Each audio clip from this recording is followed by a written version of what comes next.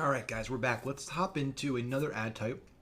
This is probably one of my favorite ad units now on Facebook, and it's called Collections. And this is one of the newest, and I think one of the most effective for ecom, for stores that have lots of products, for a few reasons. So before we hop into the reasons, let me just show you an example. And I had to show it to you in our Power Editor because it's a mobile-only ad unit.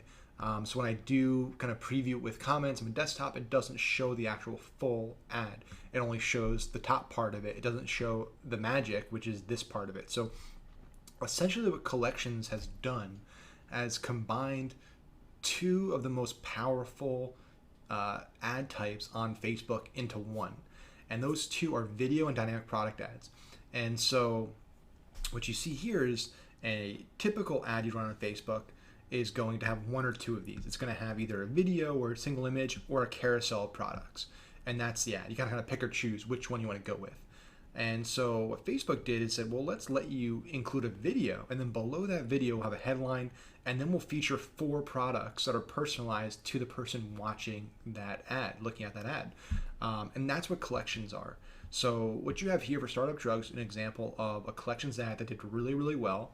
Had about, I think it was an $18 average CPA. We were just kind of testing it out, but did really well. And that's impressive too, because that's for cold traffic and it's mobile only. And we get on our cold traffic, our actual desktop numbers are a lot better, because typically we retarget from mobile to desktop, and that's where we get our sales. So those are really good numbers for us. And so we have this video that plays, about a minute long video that kind of talks about the brand. Then we have our 4 most popular shirts down here. We have some really good copy, basically saying, this is who this is for. We give them some social validation, all the good stuff that we include in most of our ads. And then down here, we have the ability to select a product catalog and then a product set. And then from there, we can either choose 4 products to feature. So these are our 4 most popular shirts, or this is even newer, dynamically select products, where Facebook is essentially going to select out of your entire product catalog the 4 products that they think are going to perform best for this person seeing this ad. And then when they click on these products down here, if they click on any of these shirts, they actually don't go to your e-com store yet. Kind of like Canvas, they open up this mini store inside Facebook. And so they still have the video up here, so they still can continue watching the video, but now they actually have a list of products. So they can actually browse through the product set they were looking at. They can either click here to view more at Startup Drugs at your store, or they can just click on the shirt and they'll actually go to that product page. So again, like I talked about in the Canvas video, Facebook is really working on ways to keep you inside their ecosystem and to keep that process as seamless and fast as possible. And that's the benefit here, is that the process is really smooth, it's really fast. You're getting extra data for your custom audiences because it's happening inside Facebook. And it's just the ad sent in terms of each step is very interconnected and familiar and smooth. So there's a benefit there. And then on top of that, obviously, like I talked about before, the fact that you're able to now combine video with dynamic product ads and actually real personalized products from your store in one ad unit is incredible. This is the type of thing that used to take 2 or 3 ads to kind of get the same message across. You used to be able to, used to have to run a video view ad to kind of weed people out and build up a warm audience, then retarget them with a carousel ad, and then retarget those people with a dynamic product ad. You're kind of now taking all 3 of those things and putting them into one ad. Doesn't mean you're not going to still have to warm the audience up, but it's really powerful in that it combines elements of all these kind of power centers within your existing ad ecosystem. So how do you create a collection ad? That's the first question I'm sure you're asking. So when you're creating your new campaign, you want to select conversion as an objective. You want to go through with your ad set creation and make sure on the ad set, let's go back to that.